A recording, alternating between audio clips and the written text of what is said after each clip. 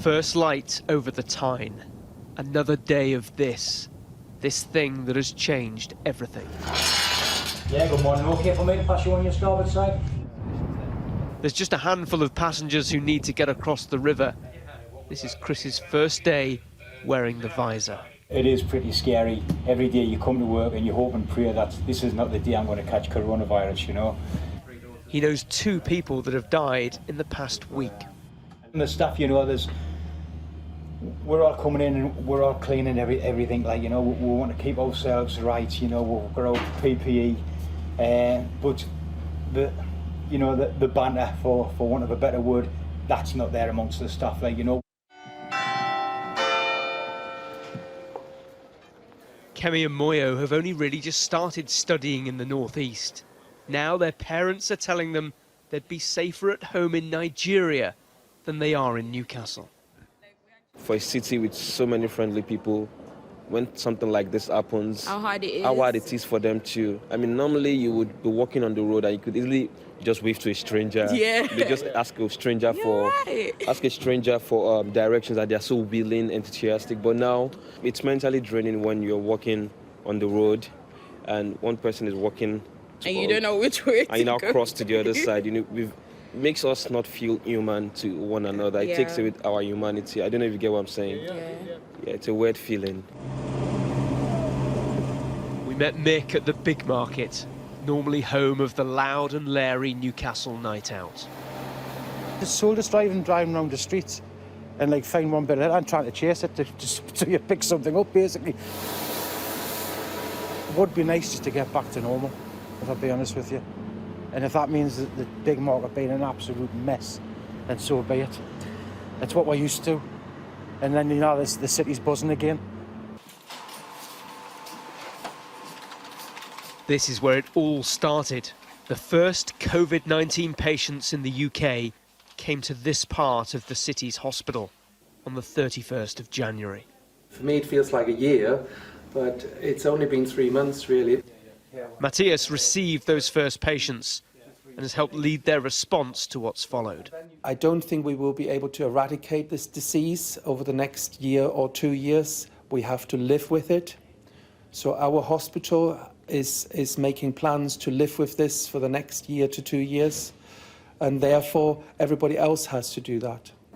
New cases are still coming in, but the numbers are significantly down. Outside, the lockdown is starting to ease. This is the point when they need the public to help. The prospect that we might put ourselves in a situation where we can't offer the standard of care that we wish to and that we train to is horrifying to everybody. And that's how important it is that we don't do anything that might risk a second surge, because if it's worse than the first one, then all the good work we've undone, you know, everything that we've sacrificed, everybody over the last few weeks, will be undone.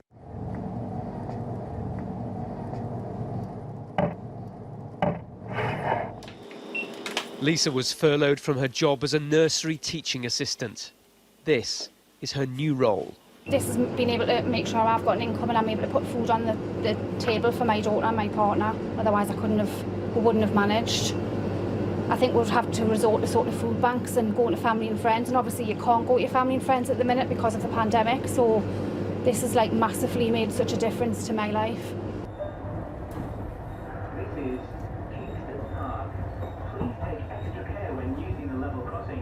When you get home to your family, how do you describe what's happened to the city?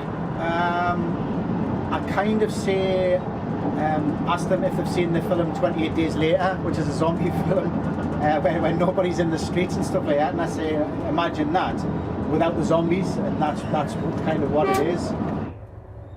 The late shift on the metro, rattling around an empty city where people can see the pain that is coming down the line. I've lost jobs. In the recession, I used to work for Northern Rock many years ago, which is a huge bank, and look what happened to that.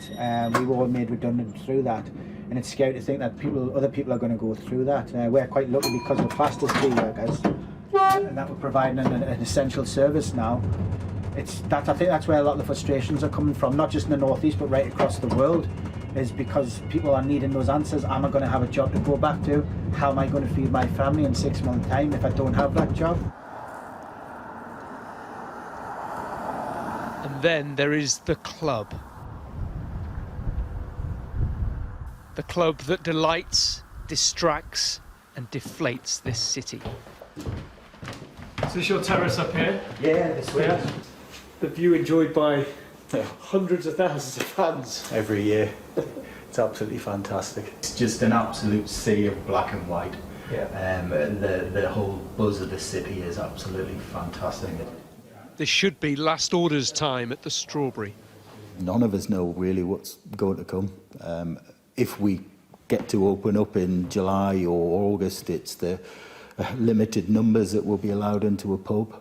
To be fair, you couldn't really show a live game on the TV. You could never ask a Newcastle United fan to sit still and watch something and not move from his seat. No, life is changing. They want their city back, and at some point it will return, but none of it will happen overnight. Tom Parmenter, Sky News, Tyneside.